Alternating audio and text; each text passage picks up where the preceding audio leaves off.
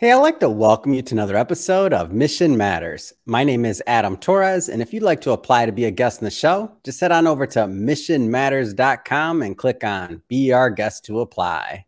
All right, so today's a special episode. We brought Kevin Kimery on the line, and he is the founder and CEO of Kimery Wealth Management. And I'm proud to announce an author in our upcoming Business Leaders book, which is a best-selling series, and I'm proud to have Kevin join us. So, hey, first off, Kevin, just want to say welcome to the show. Thank you, Adam. Delighted to be here. Delighted to be a part of this production, and looking forward to spending some time with you today. Oh, man. So I'm excited to have you on. I've been working on getting you on the show for quite some time now, and not the easiest person to get a hold of, but that's great because no pressure, but those are always the best interviews. But so to get us started, we're going to start this show the way that we start them all with what we like to call our Mission Matters Minute. So, Kevin, we at Mission Matters, we amplify stories for entrepreneurs, executives, and experts. That's our mission. Kevin, what mission matters to you? What mission matters to me and to Kimery Wealth Management is our unrelenting goal to provide our clients with the confidence they need to boldly go out and live their life and use the money that they have collected so that they can realize the dreams they envision. Yeah. We thrive on making sure they're prepared and that we are by their side all the way through whatever life event that happens to them along the way, because while we have a lot of good times, sometimes we have trying times, and it's good to have somebody in your corner to help you, and that's what we want to be. We are your personal CFO.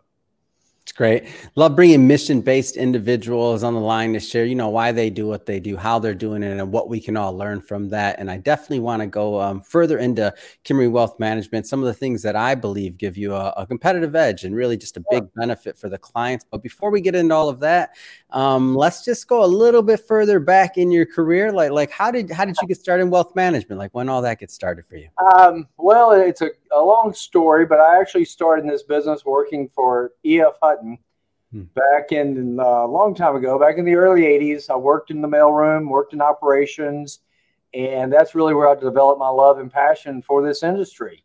Wow. So you started, so this is like one of those old school stories for all the young people that are watching this. We used to start in the mailroom. I started, so for the new listeners, I was filing things at Raymond James and Associates when I was 16. So, hey, we start at the bottom and we work our way up. Go ahead. I just gotta pull that one out for the youngins. No, I was just going to say, I fell in love with it. I was very fortunate. We get to pass the mail out when we actually had mail to pass out. And we get a lot of good tidbits from financial advisors, and they were always actually very generous with their knowledge. And one thing led to another. Fast forward to 1993 when I got out of Vanderbilt and went to work for Goldman Sachs. And really, this is all I've ever thought about or done my entire life. Yeah. What was it like, sticking in the early years a little bit longer? What was it like having those type of mentors? Maybe, I mean, when I was coming up, I didn't even know they were mentors. I didn't call them that. I guess that now everybody knows the term, and maybe they always did. But like, what was it like growing up in that environment? I look back on that, and I cannot be more grateful or appreciative of what life brought me, because oftentimes we don't realize who our mentors truly are, but the guys that pull you to the side and say, hey, do this, don't do that. I feel so blessed. And one of our mottos here is, we try to pay it forward, whether it be with the clients or their children or whomever comes across our path, because mentors have changed me completely. And without them, there's no way I could be where I am today. You can't do it by yourself. Yeah. And so now you mentioned you're out of college, you're working at, your first firm. Like what was all that like? It was actually unbelievable. I moved from Vanderbilt to New York. I was there for almost a year. Got to work on every desk at Goldman Sachs, which is an 85 Broad at the time, and had open years-wise. What was this years-wise, roughly? This was in 93 through 94. Wow, those are exciting years. Getting ready for a .com boom and a lot of excitement. That's exciting. Kind of a slower economy, minor recession right before we were hired, and had no idea that the .com was ahead of us, and what a ride we were going to have. Oh my gosh, who did know, right? Like that. So now, like kind of fast forwarding through your career, at some point you decided to start your own firm and to, let's just say, I feel like all entrepreneurs, whether their name's on the door or not, or I should say financial professionals, whether, especially financial advisors, whether your name's in the door or not, I mean, I feel like it's an industry of entrepreneurs, because especially when you're working with a book of clients. But when, at some point in your career, you decided to, you know, put your shingle up and to take that leap. Like, what was that like? You know, not many people want to do this, start their firms, you know, post 50. I finally reached a point in my career where I thought, you know what, I can do this better. I can make it easier. I can actually return fun back into the process, because people still want to be treated like individuals, feel like they have a family of people caring about them. And it's been one of the most rewarding things I've ever done. And I'm sure you have a lot of people that come on this show and go, oh my gosh, if I'd only done this 10 years later. Well, all you people out there listening to me, please do it now. You're not going to regret it. It's a wonderful experience. You're going ways you hadn't thought of, and your clients will love it. Was it a kind of nervous? Let's go further into that transition. I'll tell you, when I left a big box firm that I was with for a long time and I started my RIA, I'm no longer in the business, for any of our new listeners that don't know that. But yeah, I'm no longer in the business. I don't manage money. But at one point when I did leave the big firms and I put my, you know, my shingle up, and I mean, I'd been doing it already for, I don't know, 12, 13 years or so, maybe 14.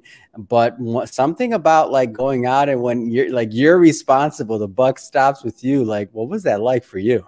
You know, I look back on it now, and like a lot of things I've done in life, and think, oh my God, I did what? Yeah.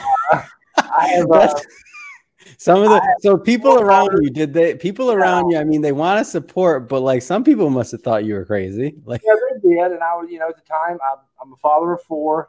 They were still dependent on me. And I was, you know, I'm by no means finished with my career or ready to retire independently. And a lot of people looked at me very strange, like, why in the world would you do this? You're the top producer in your office and da-da-da. And I knew that this was what I needed to do. And it was thrilling and, you know, terrifying all at once. But I have fond memories of the day I walked in here and they pulled the tape off the name and we were open for business. Great day. Wow. It's an amazing story. I have kind of like a pay it forward question for you, if you will.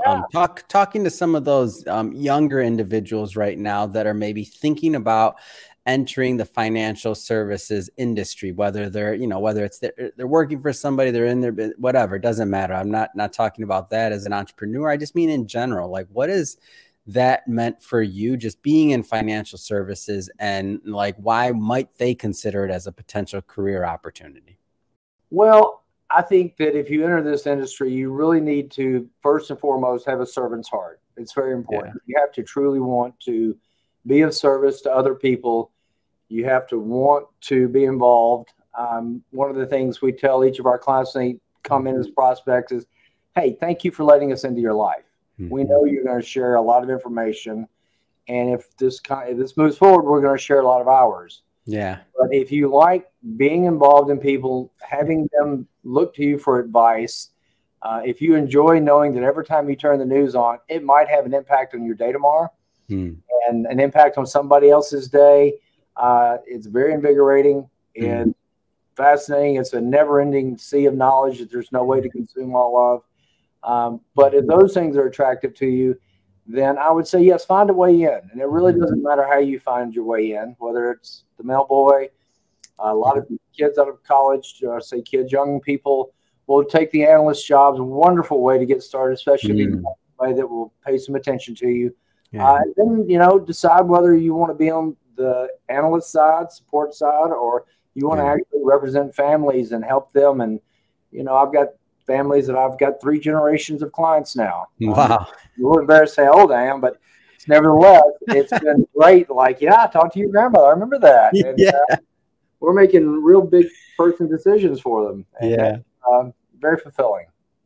And I feel like now, and this is one of the reasons I bring this up too, is that like the way I feel like financial services was at one point, like many things, there might have been less opportunity. I don't mean companies, I don't mean things like that, but like maybe you're not the type of person that wants to work directly with clients. Maybe you do veer, like you mentioned, analyst. Maybe you're a back of the house type of individual. Maybe you're on the tech side. Maybe you're on, I mean, there's a ton of different ways now that you can work with people, both client facing and not client facing, that still allow you to participate either like directly or indirectly in helping a lot of families, and in my opinion, doing a lot of good. Oh, absolutely. There's so many different opportunities in this business. A lot of people gravitate toward, they think they want to be client facing, but it's fun. We run a team oriented business here, so that if today this is the last time anybody hears me speak, hopefully my partners will pick that up. You'll have about an hour conversation with them. They'll know what's going on. The support team all knows it, and we all play a different role. And there are plenty of positions on the team that you can find one that fits you, that utilizes your skills and still brings value to that person and their life. And I think both parties will be enriched. It's lots of things to do here. Don't be bashful. You don't have to go out and manage the book. And I think that's actually a great transition, because I do want to kind of, open the hood on Kimery Wealth Management a bit. Now, a lot of different routes that you could have chosen in structuring your firm. There's a bunch of them, and not saying that, we have to go with one versus the other. But you mentioned the team approach, and that's not always the case. Like, tell us a little bit more about that. Well, I've always believed that if someone's going to entrust what might very well be, and most likely in most of the cases will be all the money they've ever made, you need more than one person there. Oh yeah. You need groups of people there. We need groups of people with different specialties. We need people that can fine tune your financial plan. We need estate attorneys. We need bankers. We need lots of different people. Now, we're not attorneys. We do not produce documents, but we do ensure they get done. You have someone overseeing it, and that if you need to talk to somebody and whoever you might be used to talking to is not there, you got somebody else to talk to. We're all on the same page. We're all doing the same thing. We have the same analysts doing due diligence for all of our investment solutions. And we're all very confident in the product we have and the process and why we do it. Yeah. And so one of the other things reasons that I wanted to come on the show, other than, of course, you're one of our authors, and I'm thrilled about getting your story out there, is, the more I've gotten to know you and the more conversations we've had, there's just been this theme of service and like what that looks like in wealth management. And I feel like that doesn't get enough play in media or enough attention. Like there's many, I feel like most of the time people kind of want to lean on the portfolio, or they want to lean on a certain piece of technical, because that's the fun part to talk about, right? Like what's a company doing? What's a fund doing? What's this doing? But at the end of the day, that service piece, like that's not the most sexy thing to talk about all day long. But to me, that's one of the most vital components of the entire relationship. Like it might not make the headline, it makes our headline. And that's why I'm bringing it out here, because I think it's so important. But like this concept, like delve into it a little bit for me.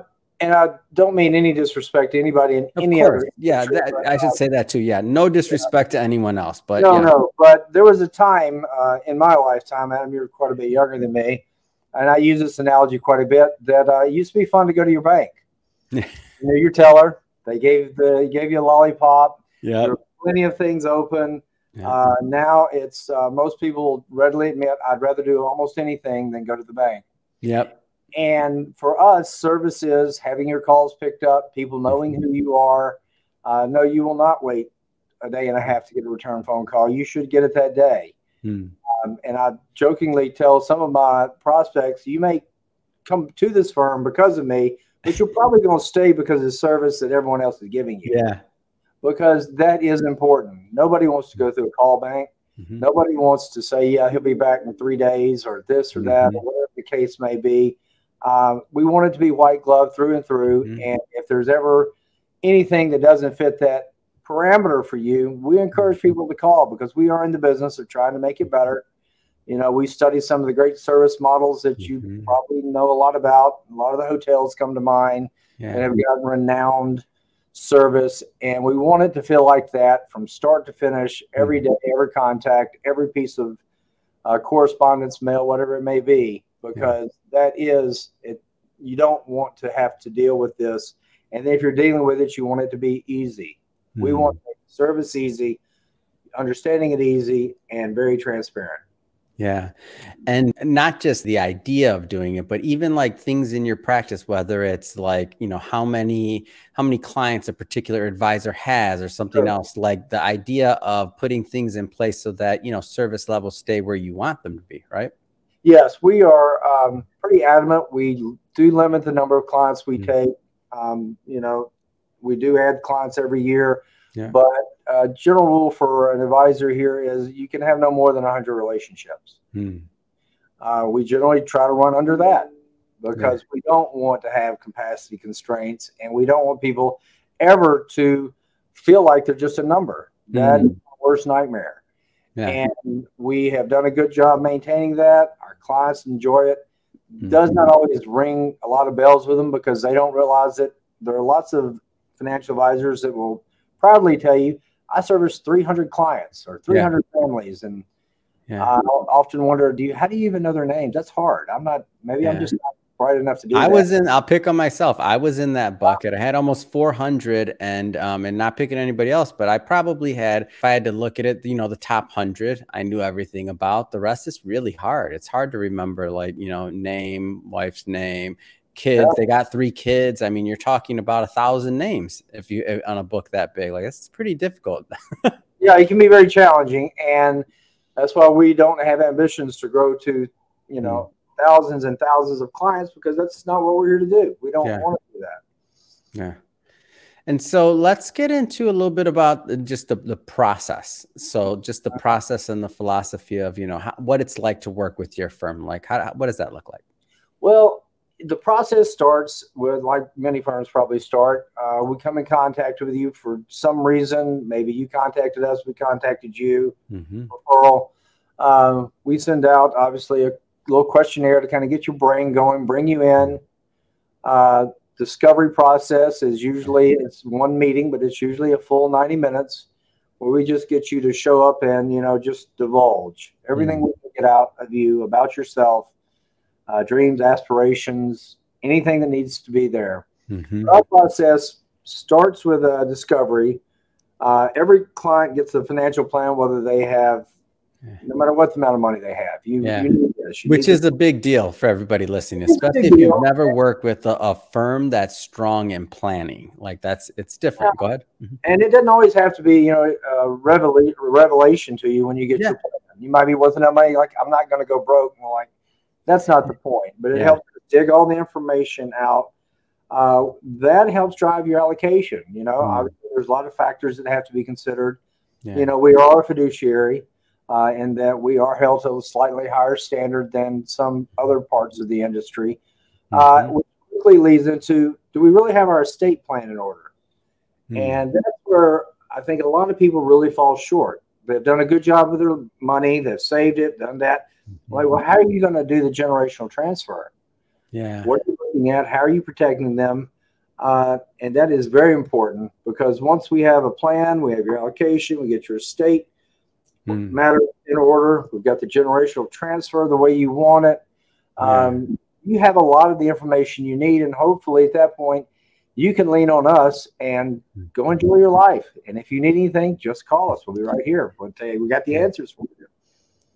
Stick on that topic of generational transfer a little bit longer for me, because I know when I was an advisor, like, especially with a lot of business owners, entrepreneurs, executives that watch this show, and I can remember as we were getting closer and closer for them to, you know, exit their business, and they were thinking about it, and they're thinking, well, if I think my kid's going to take it, or I think my children are going to want to do it, but they're not actively involved today in the business, and it was a big topic. And it's like, well, we need to start planning for that. Like these things don't just work themselves out. If you want to get, you know, maximum value for not just your business, but also for your family going forward, like that generational transfer is important. You work your whole life to gather these assets and to build this, like to not make sure that distributed the way that you want is just, it's not a good situation. I've seen some really bad situations. So maybe just talk a little bit more about the generational transfer aspect of it.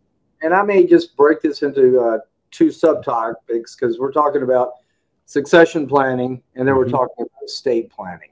Yep. Succession planning is one of the more challenging things family businesses run into. Who gets at what age, But the real piece of it is the generational wealth transfer, because even if you keep that company, what really matters is, am I giving this to you outright, Adam? Yeah. And if I give it to you outright in the form of here's your shares or here's your money, you literally have the chance that someone could take it away from you outright. Yeah. Now, if you will stop, and there's will-based and there's trust-based, with some very simple trust documentation, you can put together trusts that will help all of your next generation and the generation after that be protected. It's protected from marriages. It's protected from lawsuits. It's protected from creditors. That is probably the one thing that strikes a chord with people. And they go, oh, I thought that was just for really wealthy people. And they're like, actually, no, it's really the same price as the will, but it comes with a lot more features that allow you to control it, and for future generations to have some control, and at times a little bit of restraint for special situations that occur in every family with some member that might need just a little extra help along the way to keep that money and live off of it a long time. So Kevin, well, and thank you for that, by the way, because this is one of those things that I feel like people hesitate on. They don't, it's not always the most fun thing they want to talk about, but it's important. And those years, you know, months turn to years, years turn to decades is just what it comes down to. And before you know it, you wake up and and maybe some things that you could have planned differently are even not even available to you anymore. Like that's just, you know, things change. So the earlier you can start in planning, especially your business might not be a huge business at this point, it might be, you know, but you have something of value that you worked hard to build, that should be in your plan. Like that should be a part of your plan. Absolutely. And that can be put into your plan, whether it's worth $1,000 or $100 million. You can go ahead and protect that asset, notwithstanding how you plan to leave it, succession, or anything else.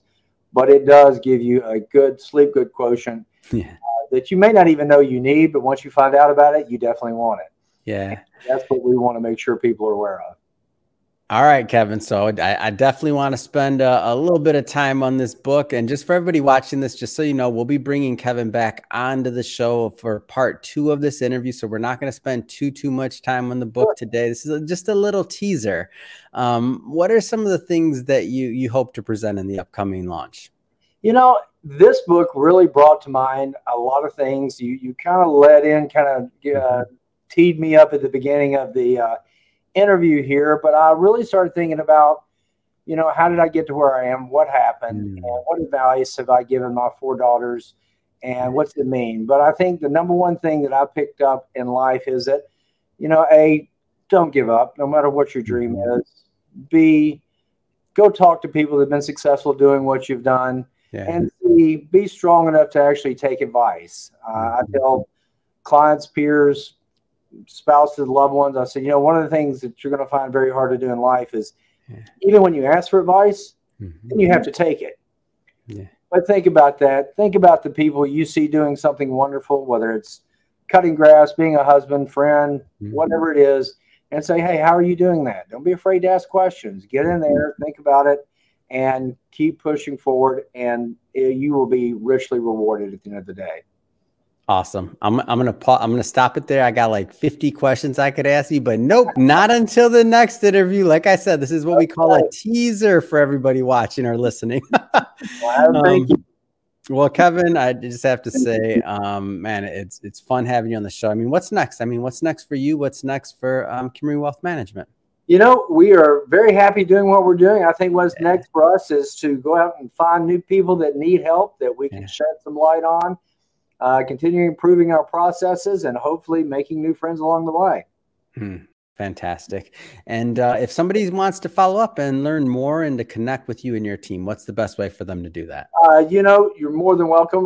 My email, I think, is on here probably somewhere, but it's kevin.kimery@kimerywealth.com. Visit our webpage, call us directly. We're very approachable, and we'd love to help you if there's a fit. Fantastic. And we'll put all that information in the show notes so that our audience can click on the links and check it out, of course. And speaking of the audience, if this is your first time with Mission Matters or engaging in an episode, we're all about bringing on business owners, entrepreneurs, and executives and having them share their mission, the reason behind their mission, like why do they do what they do, and what can we all learn from that? This is all about learning and growing together. If that's the kind of content that sounds interesting or fun or exciting to you, we welcome you. Hit that subscribe button. If you haven't already, hit that subscribe button because we have many more mission-based individuals coming up on the line, and we don't want you to miss a thing. And Kevin, really been a pleasure working with you today. Until the next time when we get part 2 of this interview in, the book will be live and we'll have some more to talk about. Outstanding. Thank you for having me.